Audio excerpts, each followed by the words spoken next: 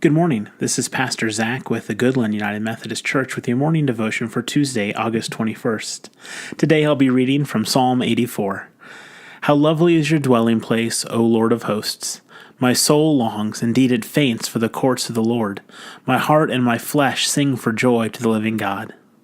Even the sparrow finds a home, and the swallow a nest for herself, where she may lay her young at your altars, O Lord of hosts, my King and my God. Happy are those who live in your house, ever singing your praise.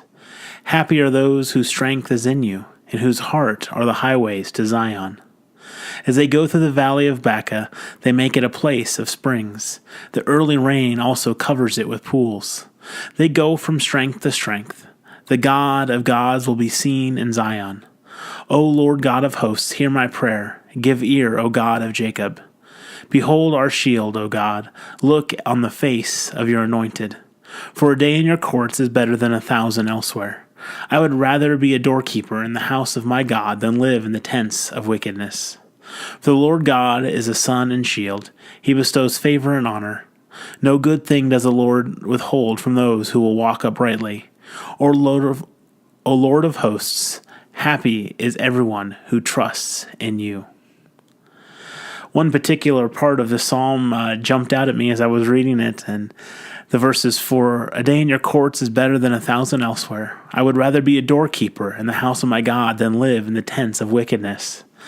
A particular reflection on this verse written by J. Dwayne Howell, who's a professor of Old Testament and Hebrew at the School of Theology at Campbellsville University in Kentucky.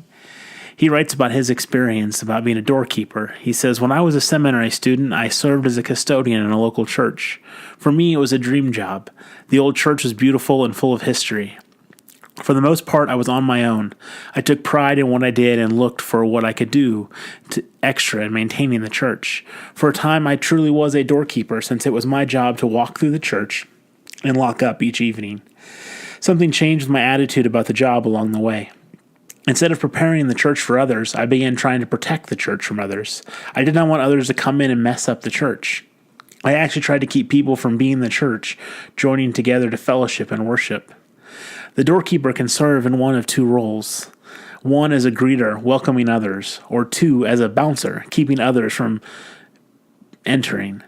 To act as a bouncer disregards the purpose of the church, as if one says, I know better how to do church. It also directly challenges God, who is ultimate authority over the entrance. As doorkeepers, we're simply here to prepare a place for others. When we see ourselves as greeters, we can share the excitement, for it is prepared for those who enter. Many journey throughout the week and seek a place to be church. Twice in verses 4 and 5, the writer calls those who journey to the sanctuary happy, blessed and at peace, even the difficulties that may surround them. The church provides anticipation for those who need hope in the midst of troubles, peace in the midst of chaos, and comfort in the midst of distress. It provides renewal, as the psalmist reminds us. They go from strength to strength. The gods of God will be seen in Zion.